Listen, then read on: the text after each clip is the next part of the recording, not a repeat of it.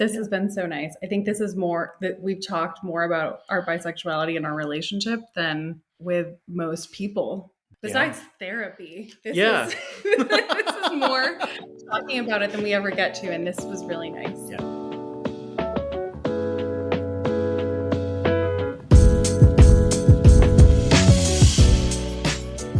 Happy New Year, my bis and allies, and welcome back to another episode of Bisexual Behavior.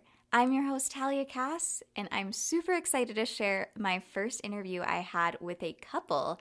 They are bi for bi. We talk all about visibility and understanding privilege when in a heterosexual relationship. I think this is super relatable for a lot of people, and I really hope that you all enjoy it. We also talk a lot about the friends to lovers pipeline. I won't give away too much, but they were friends for a very long time before they started dating and kind of came out together throughout their journey of understanding their bisexuality. And I wanted to say thank you so much for listening. This year wouldn't be possible without you. I actually started this podcast concept right when 2022 began, and it's been such a fun ride. I want to thank all of my friends and family, all the people I've interviewed, everyone who supported and listened to this podcast. Really, you've made this such a fun and wild experience, so thank you. And without further ado, here's Frank and Leigh.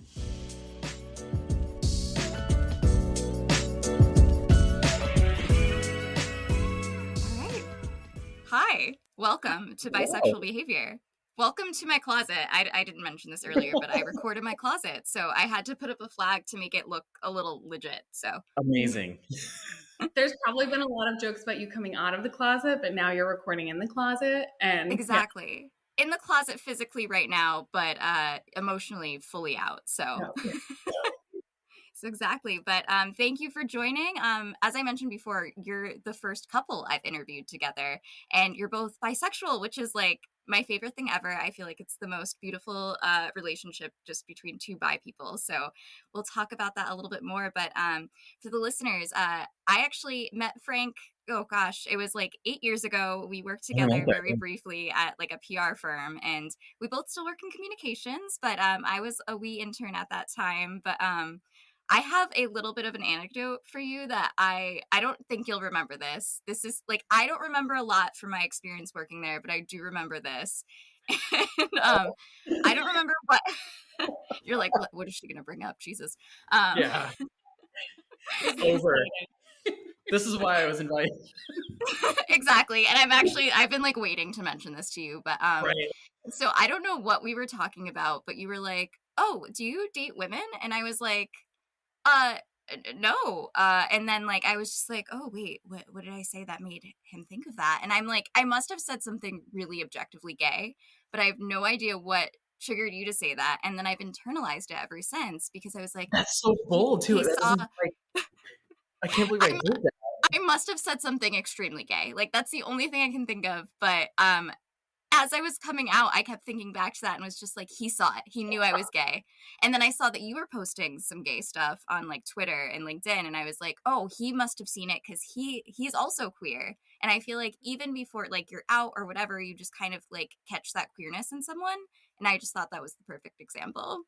It is. I think that's quintessential to our experience too of hiding and not hiding and sort of like this like tap dance of figuring yourself out and feeling like afraid that other people understand you better than you understand you. Yep. And like peeking your head out of the closet and like other people see you peeking out. And like queer attracts queer. I'm sorry. Yes. I feel like I owe an apology for this torment of the past decade. So don't apologize. I think I was like, I don't even remember what I thought about it at the time, other than just like, oh, that's interesting. He asked that. But then I think I also in the back of my head, I was like, ooh, but they are hot. Maybe I will date a woman. So I think in the back of my head, I was like, ooh, but I am a little gay. So here we are, full circle. Now you're here on my bisexual podcast. So you were right. You were right. So we were both right. Yes. Yeah. So why don't we just dive into introductions now that we've got that fun anecdote out of the way? I'll start just so you can get the format. My name is Talia. My pronouns are she, her. I am bisexual. I'm cis. Also could go by pansexual, queer, all of those labels fit for me. So What about y'all? Oh, I guess I'll go first. My name is Frank Leigh. I use masculine pronouns, cisgender, and I'm bisexual. I'm comfortable with pansexual and queer. I generally don't describe myself as gay because I think that to a lot of people, even though it's used as an umbrella term, I think by us, a lot of people still ascribe that to homosexuality. And I think I'm very aware of bi erasure at this point and being sort of like erased. But yeah, that's me. Leigh. I'm Leigh. I am bisexual. I prefer she and her pronouns, and I'm cis. I'm not fully out, but I would be open to pansexual, but generally identify as bisexual. That's great. So is there any reason why you kind of gravitated toward the bisexual label? Probably something I feel like it maybe resonates with you too, is that I feel like I've only tried women and men. And because I haven't actively tried outside of, those two genders, I don't identify as pansexual. And the reason I say that I'm open to it is that I'm open to experiences and to people. So yeah. I feel like bi is more of like an umbrella term to me for queerness in a way. Yeah. I think growing up, I had heard bisexual and I hadn't heard pan until probably college. And so it was just a lot easier to sort of be like, well, I understand this, I get this, and this sort of describes me. And it took me longer to sort of read about and understand like sort of the academic writing of like pansexual is this, and it fits. But I think in introducing myself to people, like they pick up bisexual easier. It has more of like a legacy in terms of like culture. Oh, for sure. It's more accessible. Yeah. And I feel like sexuality ebbs and flows. And I just feel like being able to kind of some days be like, no, I feel bisexual. And other days I'm like, oh, that's like, I guess that's pretty pansexual. It's sexuality changes. And I think it's okay to use different labels and even not use a label if you don't want to. So I was just curious, but Frank, you made a really good point about not identifying as using the word gay, which I think a lot of times people use gay as like an umbrella term as well. But you mentioned that you feel like there's a lot of bi erasure that happens. And when somebody says, oh, I'm gay, but doesn't use bisexual, it's kind of erasing that crucial part of your identity. So I thought that was an interesting point that you mentioned. Thank you. All right, but I am dying to know, what is your most bisexual behavior? This is my go-to standard question. Gotta know. That's so interesting. I will respond to like this in a couple. One of the things that we do between men and women is say, oh, do you find that person attractive? And kind of what's your type, and sort of exploring that piece of it between each other. Because I think that we recognize in our couple that we're not just attracted to each other. We're also attracted to other people. And that we started as friends. We were friends for 10 years before we got together. And that was something that we did as friends. And now as a couple, because we have that friendship as a foundation, it makes it is kind of fun to do that. I feel like that's the most, I don't know. What do you think? Yeah, I think you're right.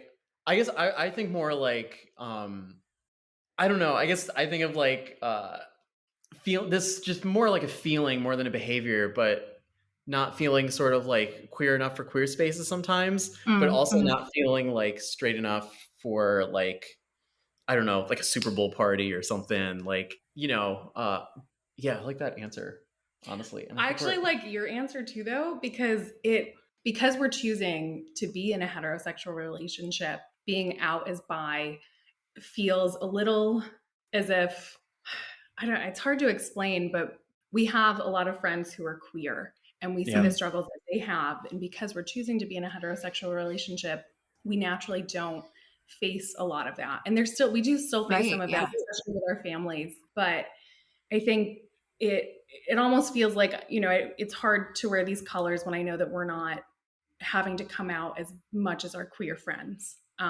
every time, they talk to someone or meet someone new.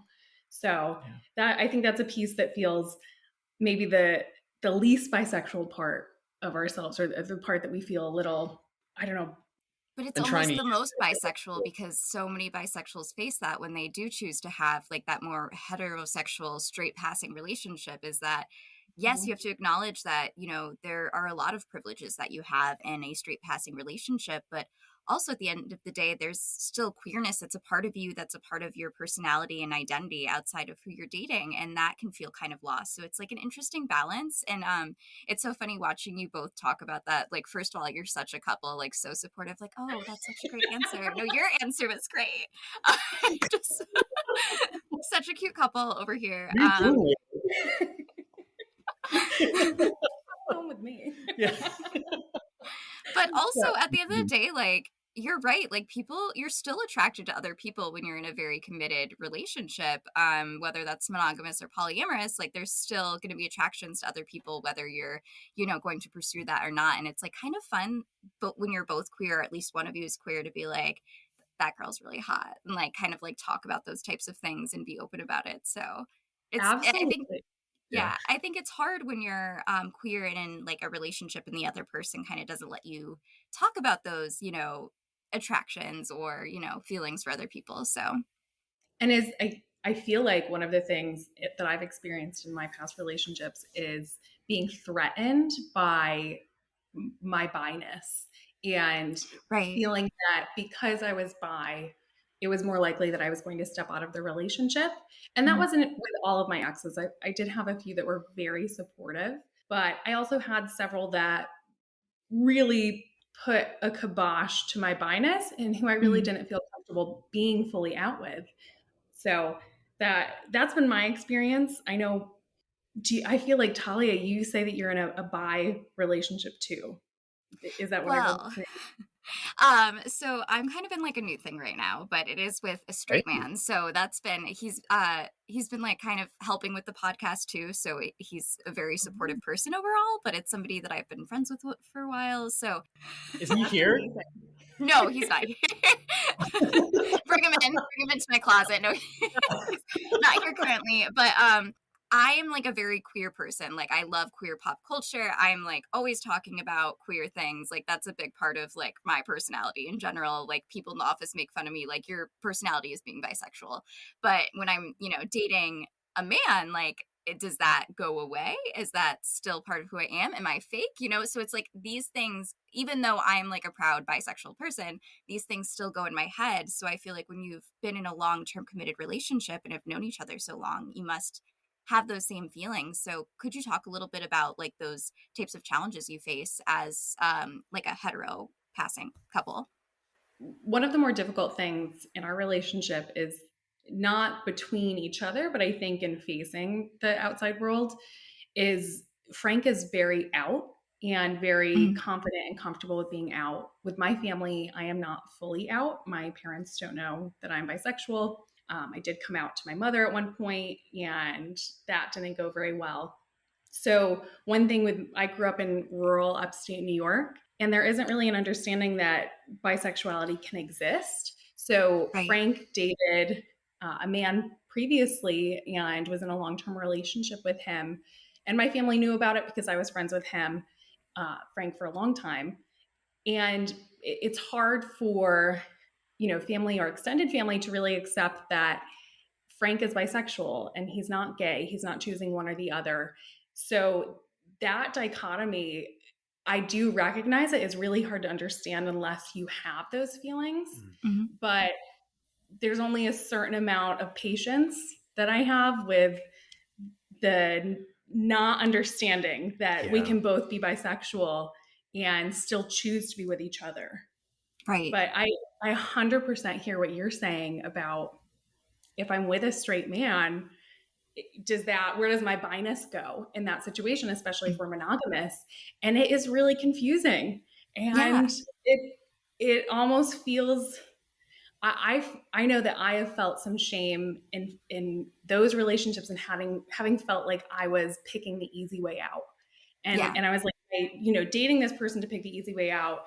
And then in my head, I was telling myself, I know that's not fair to myself, but you still have those internal conversations, and it's really frustrating to. Yeah, no, I can totally relate to that. And I think that like, it's not the easy way out, but it tends to happen easier in a way because there are less, other queer women when it comes to dating. I mean, like I had been on dating apps and on and off kind of talking to different women or dating someone, but nothing that panned out. And all of it, like it was long distance or this person was unavailable or, so it's really hard to meet other queer people when you're in a small city or in a rural area, as you mentioned. So I think that naturally a lot of bi women end up with men just because of the fact that there's more availability and it just kind of happens that way. So then you get the stereotype, well, bi women are always end up with men or they're not actually gay. So it's like this whole thing. Yeah. So it can be really challenging. A lot of what you're saying really resonated with me. But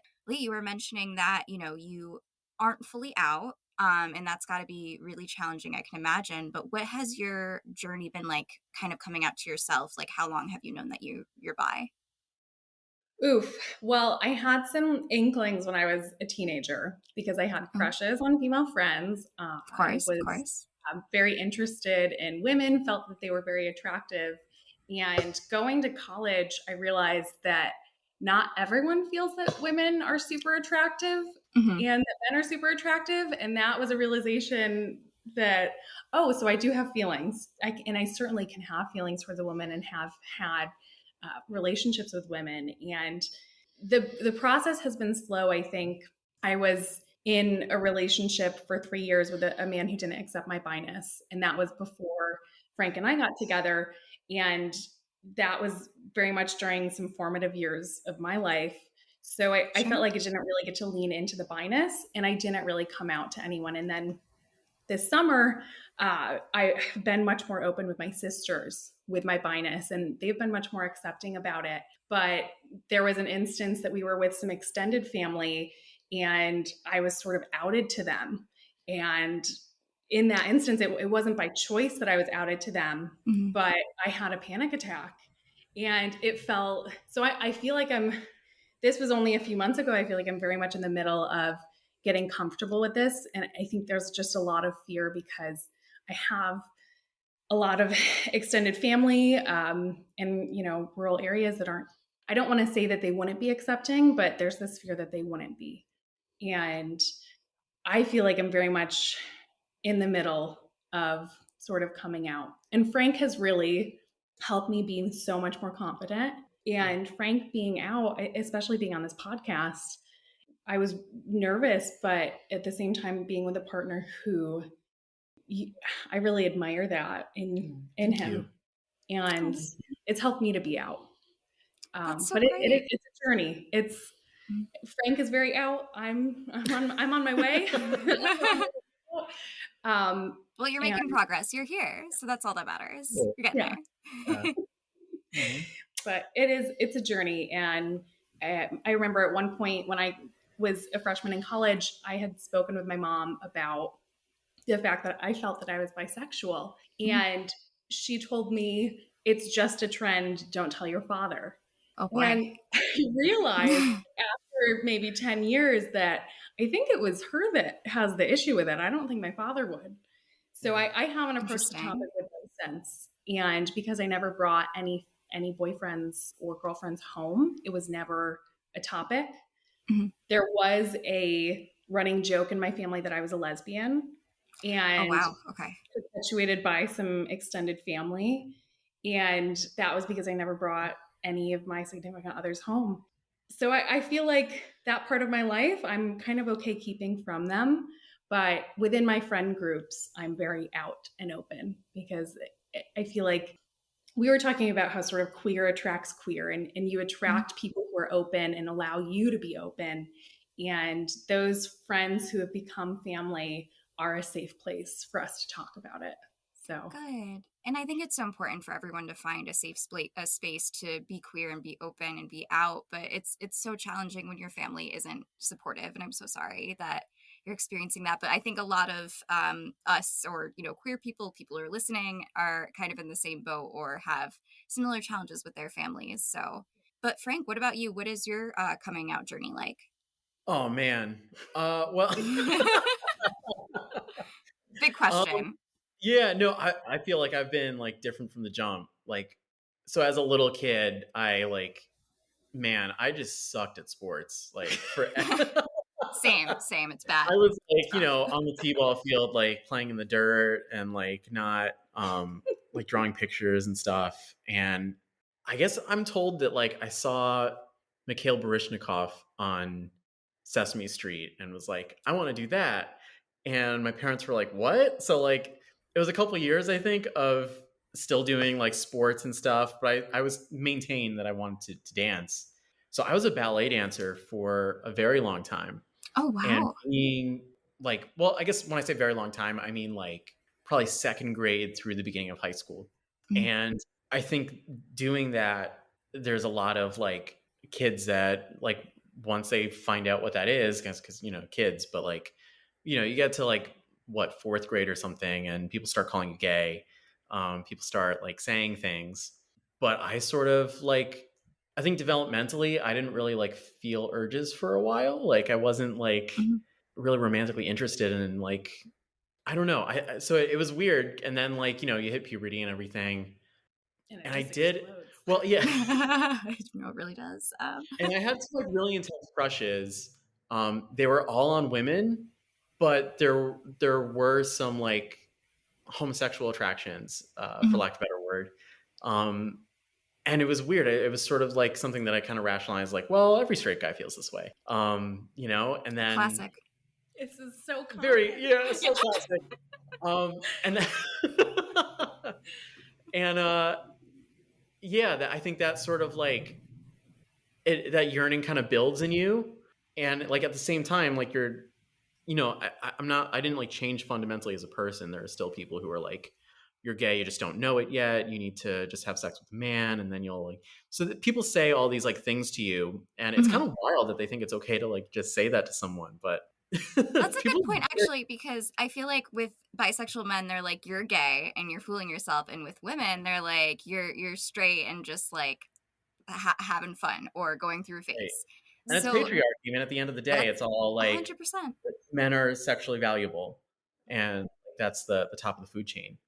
And that was very much my experience, like people telling me you're gay. So like there was this hurdle of I have these attractions, but I also don't want other people to be right about me. Right. This like I'm doing this because I choose to, I think there was that hurdle to overcome. I think that oh man, well, I lived at home for a really long time. So there was sort of like doing this sort of on the low without like bringing my family into it, because I'm not trying to bring like, first dates home. Right. So like there were a lot of layers, but I came out sort of in my mid-20s. By that time I'd sort of had a few sexual experiences, and I knew that like not only I think there's attraction, there's like what you masturbate to, for lack of a better word. But there's also just a yearning for intimacy that we all have. And I knew that I was open to sharing that intimacy with a male partner, and not just with a female partner. And I didn't want to limit myself. I felt like that would be like if the goal is to be straight and sort of deny this urge of mine, this like half of me, the most tragic thing is to be victorious in quelling that, and not exploring and not getting that intimacy in your life because you were so afraid of being othered.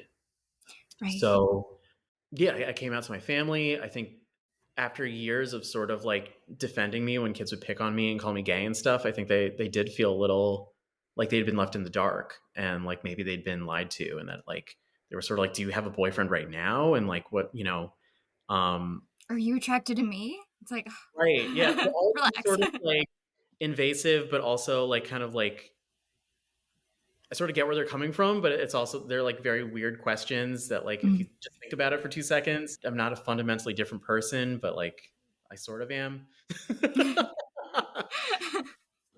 only more yourself. Yeah. You get to be a little more yourself. I think that's a really great way of putting it. It felt very like cliche to hear it gets better, but 100% it gets better. It really does. Kind of like we've said, like you come out and people reach out to support you immediately. at least in my experience, there were people that reached out immediately. And yeah, you sort of find that, at least in my experience, the people that I were friends with were people that were safe for me. There weren't people who were like, we're not friends anymore. I think there was always sort of an understanding, and we were friends. I remember telling you right at a diner after Zumba. Oh, we went to Zumba. Yes. Oh, okay. It was in the morning. This big announcement before work, and he says, I have to tell you something. He was the only man in the class too, in these like beautiful leggings that just showed off his balls. Oh, excellent. That's so bisexual. I don't. Going to the Zumba class in tights. Yeah, that was me. And you just posted to me, and that was really it was really nice to talk about that. It was funny because we had maybe 8 years before had a conversation as friends where I said, I would be really interested in women romantically and sexually. And Frank said, I think I would be interested in men the same way. And then we never talked about it again. Never talked about it again. Oh, no. I thought, maybe that would start a whole thing. No, it didn't. I think we were like drinking, and it like didn't come up again, and we just let it. And then, yeah, I remember coming out to you, and you were kind of like, we've talked about this before. It was really exciting, but we had a conversation, and I said that makes sense. Yeah. Yeah. It's always like reaffirming when somebody's like, yeah, that actually I kind of knew, and you're like, oh, okay, sweet. Okay. Yeah. I wish I knew. Right. It takes time. But at what point so you started out as friends, and you've been friends for 10 years, you said. At what point did your relationship become what it is now? Just yesterday. No. Wow. I'm really on this like new relationship train. I feel like I'm part of the relationship now. Yeah. We kind of, so we were friends for a long time. And I always knew I was in college. I was very promiscuous in college. My parents joked that I majored in sex. Part of that was because I didn't know they said that. Studied the female orgasm as one of my honors theses. Oh, you did, yeah. Wait, that's amazing. I was in the vagina monologues. And I was just in the vagina monologues. They're amazing. It's great. Oh my gosh. That's also time out, but that's when I met Lee's mom. I was sitting next to her at the vagina monologues. And it was an interesting way to meet someone that become the time I did a monologue, and I had the triple orgasm on the stage. Oh wait, which monologue is that? I feel like I remember that she was like moaning on the stage, and it was like the most amazing thing. Sex worker, yes. So I wore just lingerie on stage. I had to have a shot or two of tequila before I got out there in front of my mother. But she was always very supportive, coming to every monologue show. Yeah, I had a crush on her and was like, yeah, I'll come to the show. Like, I'd love to. And I end up sitting right next to her mom, and this performance happens, and I'm just kind of like dying. Wait, no, so you were friends at this point, and you were sitting next to her mom. Sorry, yeah. I had to interrupt that one. I'm dead. That's amazing. That's true commitment. I feel like you must have known at that point. Him seeing you at the vagina monologues was no, she didn't know. Nope. I'll tell you what I did. What did you know? Sorry. I knew that I respected him too much to date him, and I knew that there was a lot of the people that I was seeing were very transient in my life. I don't know if that's the right use, but they didn't stay in my life very long, and I had a lot of respect for Frank and really wanted him to be in my life forever. And I didn't connect that with, well, he should be your partner. So I also had to have a lot of experiences in relationships and grow up quite a bit in the last 10 years. So same, honestly. I think I'm underdeveloped like a raw potato. Yeah. A little more baking. A potato. Wow. I don't know if I've heard that before, but I feel like that kind of describes. Is that not a thing? Yeah. I like it. I'm going to use it now. So. That's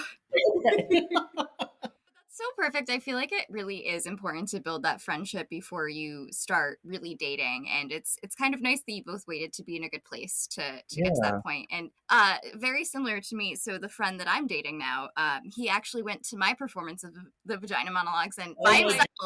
He went by himself. And I was like, man, all right, maybe I think I might go for that. There may be some potential here. Oh, yes. Yeah. I was like, he's committed. Yes. Commitment, for sure. That's also just a level of openness that he has. That shows a lot too. I think with Frank was showing that too, is that Frank is very open to his feminine side too, and also open to just kind of not having regular gender roles in our relationship either. Yeah. I think that's the best part about being queer is that, like, it's kind of, even though you're in a straight passing relationship, you both are kind of defying those hetero ideals, which is a very powerful thing. So thank you. Absolutely. Yeah, it's great. It's important too, I think. We think it's funny when, like, people text, like, we were doing some work with, we're doing some work for our landlord with managing, and they were like, hey, when Frank goes to the hardware store, or like maybe Frank has this in his toolkit. They were talking about like tools. I have the toolkit. Lee has the toolkit. It's a handy one. Stuff. I can't do anything. Very offensive. I write for it. That's no, same. I'm not handy. I feel you on that one. It's just So good for you, Lee. That's great. Yeah. Lee's the badass one. I love it. I love to have a toolkit. Frank is the one. Frank brings a lot of color and a lot of, I feel like, flair to the relationship. I always feel like it's kind of like in a coloring book. I draw the lines and Frank colors it in and just makes it, colors my world. Which sounds, I don't know, really corny, but it's really. You guys are so cute. I'm sorry. I keep saying you guys. I feel like I should say folks or like not y'all or. But you both are so cute. We don't really care. We're here for it. We're here. I've got to do better. I don't want to get canceled. So. But we've been together 3 years. We're planning our wedding now. Oh, congratulations. Thank you. Excited. Yeah. We got together. I lived in California for a while with a man who was in the military who will not be named. And it was a very traditional relationship, a very controlling, emotionally abusive relationship. But I came back to California and Frank drove with me in my car for 5 days across the country. I had also recently gotten out of a relationship. Yeah. Oh my God. You were destined to be together. We just kind of like commiserated it in the car. We had a long time to talk. We didn't listen to music. We didn't listen to books. We listened to a little Harry Potter. We did listen to a touch of Harry Potter. Just a little bit. And then talked a lot. The voiceover was a little much. Yeah. Wait, so you listened to the soundtrack of Harry Potter or like just the book, audio book? Okay. The Philosopher's Stone or whatever the first one is. Yeah. Because I was going to say, if you're listening to the soundtrack, that's a vibe. That's a. Oh, that would have been a vibe. Yeah, no, I'm to that. No, this was the voiceover guy that's like a little too into it, and it's like, oh, Harry, like, yeah. You're just like watching the storm go by, and it's just like, It was very romantic, apparently. It was a magical ride, but maybe not like Hogwarts magical. Oh man, that's amazing. So, was there something significant that made you go like, oh, we've got to be together? Is it just we had a conversation a few weeks prior where I was sort of getting ready to leave this relationship very quickly, and to make sure that I was safe. And Frank had said that he would like to come and drive across country with me, but we also had a conversation about. I told Frank if there was anyone else, like anyone in the world I was going to be with, it would be him. And we hadn't ever had this conversation before. We never held hands or anything. And then so I checked my JetBlue balance like immediately to see how many like points I had. Into Vegas.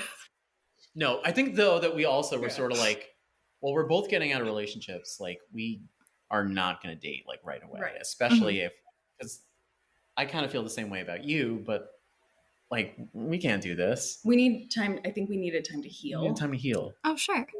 We didn't give it We didn't end up doing that. Oh, okay. I was gonna say, I was like, wow, I'm impressed. Because I feel like once you admit the feelings, it's like it's just, there it is. It's it's gonna move fast. It's all there. It was, and it was great. It was great. Well, I'm happy for you. Congratulations on planning the wedding. I hope you're able to find ways to make your wedding feel bi as well. I don't know what that would be. Think about that. It's an interesting topic too, because I'm not out to my family, some of my immediate family, certainly not my extended family. And Frank, it's important to Frank to kind of bring that into the wedding. So we're talking about ways to do that. And that's not for another year and a half. And I'm sort of on this journey to coming out. Yeah. I think we're definitely finding with wedding planning and everything, it's a very gendered world. How everything's marketed to you, like the traditions, the responsibilities too. Like they when you like sign up for consultations, they'll want to set it up with the bride because they assume that she's like the lead organizer or something. That her opinion. Right. It's such a gendered world of wedding planning. It's so frustrating. It's so culty too. I feel so strange, but I feel like maybe it's an opportunity for you to again defy those relationship norms and kind of do something that's true to you. So we've been trying to do that, and it's trying to throw some of those traditions out because they are they're rooted in patriarchal tradition, for sure, and they're just kind of weird. I don't know. Like we've only heard groomsmen and bridesmaids, and we have men and women on each side, and even with our friends and family are like, well, how are you going to split the men and women up?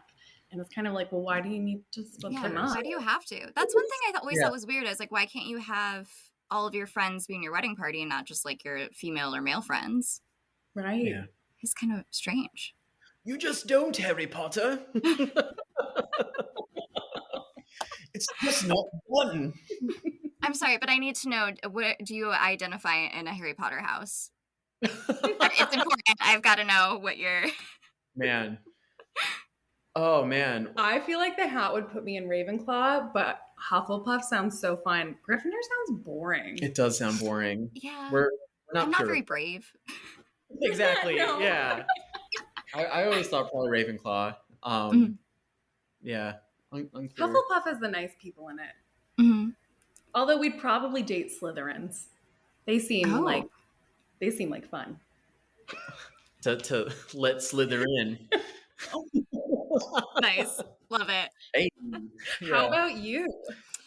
So same as you, Lee, that I always thought I would be Ravenclaw, but I'm like, my friend was like, you're such a Hufflepuff. And like this whole conversation is such a millennial conversation.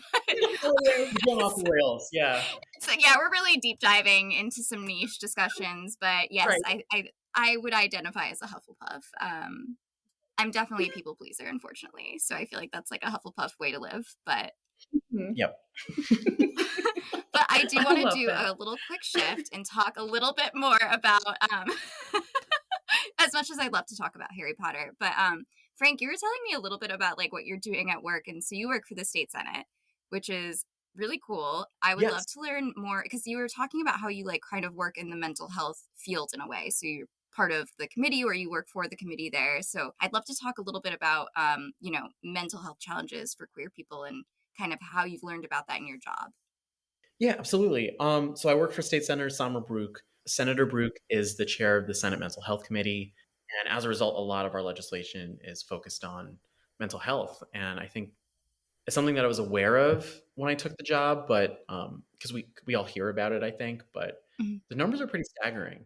If you're LGB, for example, you're twice as likely to experience a mental health condition. And if you're transgender, that goes up to 4 times as likely. And I think that sort of the recurring theme here, when we look at the at-risk populations, at-risk groups, you're looking at queer people, you're looking at Black people, you're looking at Hispanic people, and these are people that experience oppression or racism, different things. And I think another part of that is the mental health care system is one that has been underinvested in for a decade. It's a system that is predominantly white, predominantly straight. So it's hard to find, even like if you go and look for a therapist, it's hard to find someone that necessarily speaks to your experience, who understands some of the things you're going through. I know that, like, I remember seeing all sorts of ads. The ads were great at targeting me for PrEP, for example. So in case you don't know what that is and you're listening, it's pre-exposure prophylaxis. It's the HIV prevention medication. I had been targeted accurately. I was young, I was bi, I was having sex with men. I was a candidate for PrEP, but when I went to talk to my doctor about it, he had no idea what it was. Wow. And this also sort of ties with mental health, where I remember I've had experiences talking to a provider where I'd sort of talked to them about this like biphobic experience I'd had. And they were sort of like, well, are you gay? Like, have you thought about that? Like, that was something like we had to explore. And I had to be like, no, I'm pretty certain. I'm, in my 30s. I've explored a bit, been around the block, but, it's a challenge. So I think one thing that the senator is working on is, one, we have to make sure that we're investing in mental health properly. Two, when we build infrastructure and when we look at our existing infrastructure for mental health, we have to make sure that it's competent, that we're speaking to people of different backgrounds. And especially if you're an at-risk background, we have to be able to reach people. And when we do reach them, provide them with the care that they actually need. And so that's sort of the work that we're doing in the mental health committee. I'm just communications. I do press and stuff with that. So I play a very small role, but I really admire the senator and the work that she's been able to do. And just one term. This is her first term. She's running for re-election. I don't know if this is going to air before Election Day, but it will not. So, but everyone should always vote. Yeah. Hope I still have a job. No, it's. I feel like you got really serious for a second. I know. So sorry. No, I asked you the question, so I brought it there. Yeah. One of the things I'm working on at work is trying to unionize our workers, our fellow Senate staff. We're often working long hours. Wages are, of course, an issue, across the economy. People are getting squeezed right now with inflation, with rising costs, all of this. But with queer people specifically, we're sort of seeing, I think the last 6 months for all of us was kind of a wake-up call with the Dobbs decision and with abortion rights being under attack, and with the Supreme Court sort of showing that they're willing to go after and reverse rights that have been in the books for a very long time. Yeah. And what we're seeing is that the federal government, we really can't rely on them anymore to protect us. So that's really why we need to sort of turn our attention to state government. But should state government fail, we need a union wherever you work, especially if you're a queer person, to make sure that they can't discriminate based on your status, to make sure that your trans coworkers have the same rights as anyone else, because we're seeing that your rights are subject to the whims of the Supreme Court, and their track record's a little scary right now. Yeah.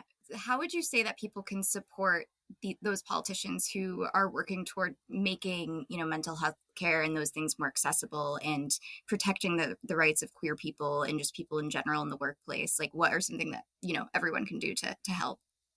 For sure. Elections are helpful, specifically primary elections. I think that often people pay attention for the Democrat versus Republican showdown, but you want to make sure that no matter what party you're on, you're electing the right Republican or the right Democrat.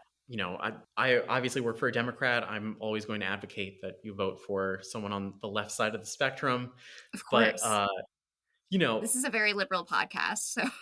Right. Yeah. But there is a difference between, like, I think the easiest analog is presidential politics, where you had Hillary Clinton, for example, who kind of had a checkered record on gay rights, who voted against federal gay marriage laws. And, primary elections are a great way to sort of check and see what is their track record, What do they want to do? Who is this person really? That was something that really drew me when I was looking for a job a couple of years ago, and I looked at Senator Brooks' record. I looked at what she was saying on the campaign trail. I looked at literally, I went on Spotify and looked at podcasts that she did, and I just listened to what she said. And she was really passionate, and she still is, but about queer rights, about climate change, things that I cared about, making sure that people of all walks of life can get ahead and have the resources that they need. So that's why I even applied for the job and pursued it. I think that being really intentional, if you're going to give your efforts and labor to a politician, make sure that they represent you. No, that's such a good point.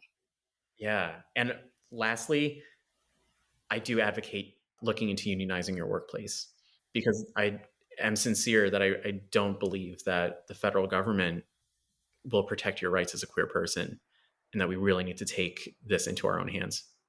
That's a really, really good point. It's something I think not a lot of people think about. I mean, I work at an advertising agency. We don't unionize that. I always thought that legislative workers had a union. I didn't even realize that wasn't a thing. So it's so important. My friend's a teacher and she's unionized, and hearing about how it's very transparent about the, salary that they get, their benefits, how they move up in their field, and the protections they get. And, they have somebody who is advocating for them, because at the end of the day, HR is not advocating for you. They're advocating for the company. So I feel like you're right in that union is really the only true protection. Mm-hmm. How can someone start to unionize? What does that process look like? It depends on your employer. I know for us, because we're public sector, it goes to the National Labor Relations Board. Mm-hmm. But I think there's a separate labor relations board that does private industry. I would get on the internet, and if you're listening and interested, do a little digging. But generally involves talking to your coworkers, making sure there's a consensus. You don't want to take any risks before you know that your work family is behind you. But if you've got the numbers, there's protection in numbers. Definitely. Great. Well, we have hit a time, but I've had such a fun time talking to you. I feel like I could talk to you both for a really long time. This has been really fun. So thank you. Let's do that. Yeah. Yes. Oh my God.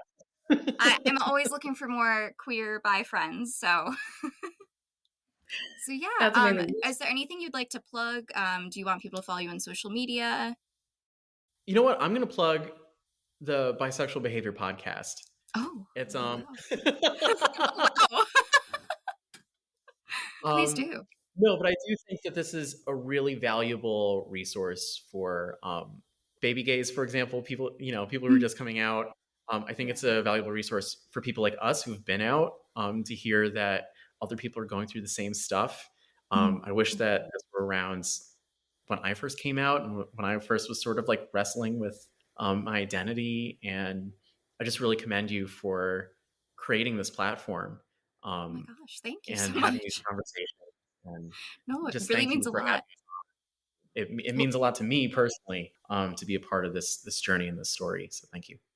Well, it means a lot to me that you both were willing to come and talk to me and, be a part of this community. Again, the biggest goal that I have with this podcast is to create a bi community. And it just feels so good to have two other bisexuals that I can reach out to and talk to and, have this conversation with. So thank you both so much. It's been such a pleasure.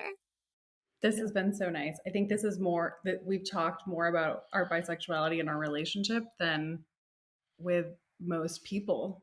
This is besides therapy. This is more talking about it than we ever get to. And this was really nice. Yeah.